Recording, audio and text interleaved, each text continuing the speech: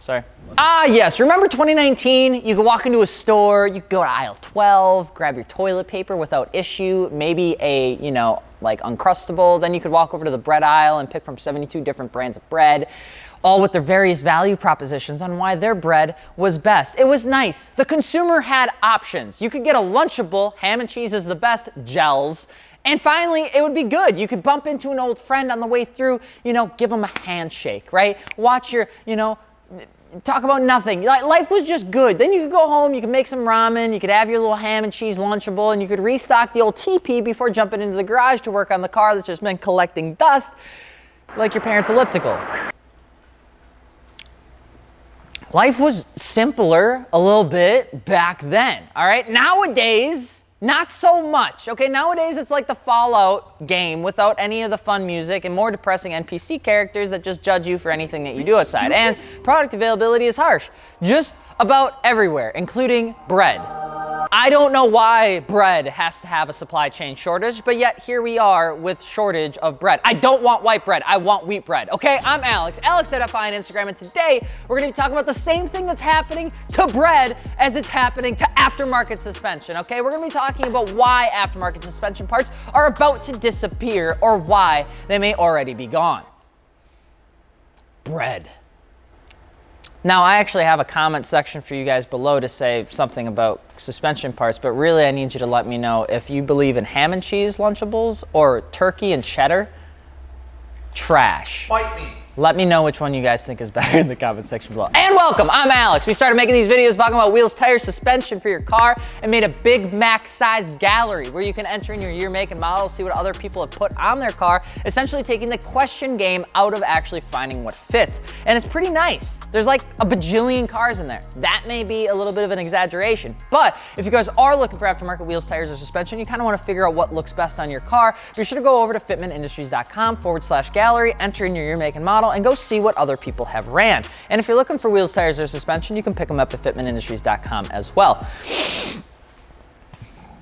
I need a Fitment Industries shirt. That's all it says everywhere. Like one of those cool Supreme jackets, but not $9,000, just 12. Suspension parts disappearing. Why would it happen? Okay, it's not like the tire situation, which we talked about before, which you saw a very small blip in production back in early 2020, which caused the equivalent of the phantom traffic jam. If you guys have ever heard of a phantom traffic jam, it's actually a very cool idea, which is very, very true, which caused a lot of the traffic jams that you and I know today. And essentially what that is where someone cuts across a multiple lane highway and creates a stop and go traffic because the initial braking done by the one angry person that just got cut off. That kind of happened in tire production in early 2020. There was a small blip, it caused a backlog, and then that backlog really never got through there. Tire companies are still barely getting out of the snake of that entire thing, but that's not inherently the case for suspension. And if you haven't been out there before, you may recognize that some wheel, tire, and suspension brands aren't really doing the best in terms of keeping things in stock. Suspension delays have gotten longer, wheel production has gotten longer, getting access to things overseas has gotten harder. So why? First off, while tires did experience a tough hit in 2020 because it was tough, but because of the quantity of the competitor space and the fact that tires were made quite honestly literally everywhere, the biggest issue that you saw was mostly just a blip, okay? And most notably, you saw it either on the highest volume product or the cheapest tires on the market because of margin-related reasons. Super popular tires like the 595 won't be back for some time, and our highest pedigree tires from even like Michelin saw a little bit of a blip in terms of production, which scared our very own track enthusiast Lars. Look at how scared Lars was. Look at how scared he is. But because of the volume of brands, and because of the wide variety that a lot of these tire companies can offer, and the fact that they have production companies literally all over the world, they were able to diverse, they were able to cut up, they were able to move production around and really get it moving again in a relatively short period of time. The world had noticed, shrugged, and moved on to a different brand maybe for their purchase in 2020, but they're coming back to the brands that they know and love in 2021. The only brand that you're probably gonna wanna stay away from that's really having a tough time is the Federal 595, okay? It's kind of like a red pea hat. It's not easy to get to, and it's not available anywhere. So you're just gonna need to get over it and find something else. Delente D7, great option. Vercelli Strada, also great option, okay? Suspension, though, isn't in that game because suspension isn't as big as you think.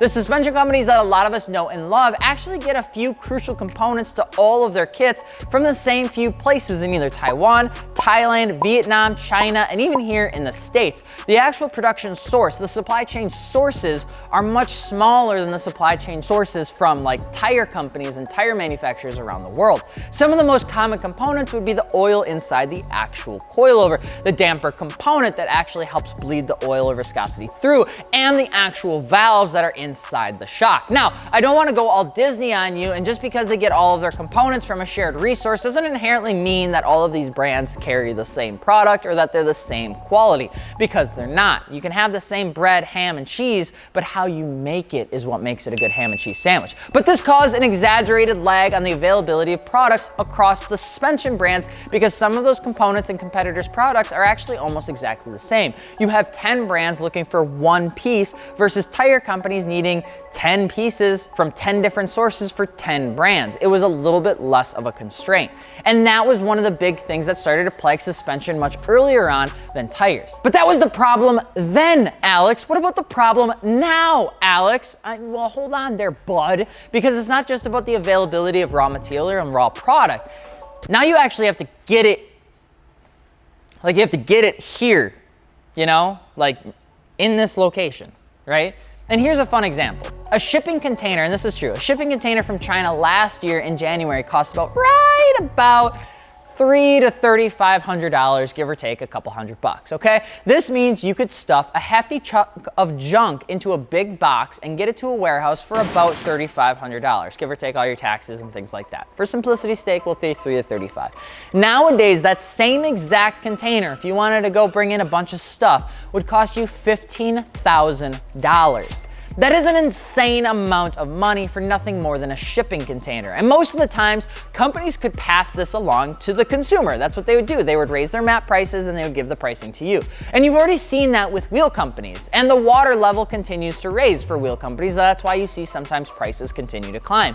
But again, there's so many wheel and tire companies out there that there are different pricing tiers for the most part, and you're not gonna see these shifts by a ton of enthusiasts, because if pricing on wheels go up $20, it's really not gonna sway most people from buying. Tires going up $5 here, but going down $4 here isn't really gonna change a whole lot. Suspension, on the other hand, because there's not as much tiering that's happening in the pricing components of suspension companies, meaning there's only 2 or 3 in a cheaper brand, there's only 2 or 3 in a mid-tier brand, there's only 2 or 3 in a high-end brand, you get a lot more competitor space and you get people that aren't willing to pay more. For instance, raising a set of Tane coilovers from that standard $1,400-ish price into the $500-ish price to account for a shipping container price increase, not saying that's going to happen, official disclaimer in case anybody's watching, but if they did, there's nothing really else in that price bucket at the new $500 mark that a consumer would be comparable to. They'd immediately begin being undercut by other companies like Megan, Raceland, and other entry-level brands, which you don't know the names of, but they're on eBay, so you're gonna buy them and they're $100 cheaper. But if they don't raise their pricing, they're likely not gonna even make any money at all, like ever, because the cost is probably like $400. You see the price increase, you're gonna ultimately buy something else, only to find out that when you go somewhere else to find a different tiered or cheaper suspension company, you're gonna find out that they're out of stock too, because they haven't brought anything in from overseas because the cost of shipping containers are also too much. You see where I'm going with this? A lot of times you're seeing these companies either choose to not bring in stock because shipping is too much, you go to buy them, they're out of stock, or they raise their prices, you don't wanna buy the raised price, so you don't buy it. Then you don't have coilovers. And that's literally what's going on. And there isn't much slowing down. There are some fantastic companies out there that have done a properly good job staying on top of this. And there are some that are coming out on top with good inventory, good availability, and good shipping time. And that's because they are staying on top of this and letting us know where their production is at, because then we get to share that with you on the site. However, there are others who may or may not be named, which don't actually talk to us because their CEO, CFO, CTO, and CMO are out there making coilovers with spare parts from a 240 that they found in the back 40 to fulfill a suspension order from June of 2020. Don't you frickin' dare spill my coffee foot. In those cases, we only find out when they finally spill their beans on our desk that we need to tell you that they actually just don't have any stock. They were just pretending to have stock. Either way, suspension companies are in a really tough predicament. But here's what you can do to avoid a lot of this junk, because ultimately, if you want to pick up a set of coilovers, you need to be able to do that. First and foremost, the most important thing to remember is that, quite honestly, if you're going to see something out of stock here, you're going to see it out of stock everywhere. It is a supply chain everywhere issue, okay? It's just a thing that's happening. But the more price competitive you are with a coilover, generally speaking, the harder the availability will likely be right now. Meaning entry-level coilovers are going to have a little bit more headache than mid-tier when it comes to potential unplanned back orders, longer wait times, and general lack of communication from the manufacturer. Because it's a cheaper brand, you're gonna get more volume. They can't talk to every single person that's looking for help to figure out where their stuff is. Whereas in mid-tier, you don't get as many customers, you have a little bit more space, supply chain equals out, it's a whole thing. If you got the change and you're saving, I would recommend going into the mid-tier suspension component where inventory, generally speaking, is healthier. $1,000 or so should get you in a right place right now in the market where supply and demand are somewhat balanced. Now, you're gonna find a lot of suspension companies also in that right around $1,000 piece, which I think is the best place to be. Now, that's not to say you can't go more entry level. I'm just saying that right now, it might be a little bit more tough, even though we do have $400 ones available. They move really fast. Bespoke companies are having the hardest time right now, so try to stick with the big boys when it comes to brands for at least a little bit. KW, BC, Fortune, higher tier Tane, Function Inform, D2, Airlift, Eibach, and their subsidiary brands are usually the best way to go. Really try to stick to the ones that you know their name from. If you found a random brand on eBay, stop it and don't buy it, because ultimately you're probably just gonna be really, really angry when you find out a week and a half later that there actually isn't any availability on Q374R coilovers. Because there won't be. I don't know who that is, all right? Pair the purchase with other stuff. That's a big one too. I know, it sounds weird, but we've always said it. Even when I had less facial hair when we were doing like air and coilover installs, we always wanted to talk about you guys also going into and doing bushings, doing control arms, ball joints, CV axles, and all that good stuff also with your suspension installation. And also just to see if other things needed repair or upgrades as well. And the chances are, is that if you're installing coilovers on a 25-year-old car, that other stuff needs attention too. So when you pair the good old suspension purchase with a few of these other smaller items and you experience a potential delay, you actually won't be as mad because you spent 8 hours on Sunday trying to install a sway bar that just won't go in, and you really don't need to have a coilover installation the very next day. I know it sounds odd, but it's kind of like when you get bread at a supper club before your main course. They're not doing it because they want you to really enjoy the bread. They're doing it so you have something to do while they spend like 45 minutes making your food. Now, you want to match, but truly, having other things to do with your car while you purchase something that you may even know is going to take a couple extra weeks does make the time go by a little bit quicker, okay, than only waiting on the phone and checking your tracking number every other day. It doesn't happen often, but it does happen. Honestly, I never thought this would like stay for a while, but then I tried to buy a refrigerator, and now there's a refrigerator shortage. How is there a refrigerator shortage? What is shorting you to make a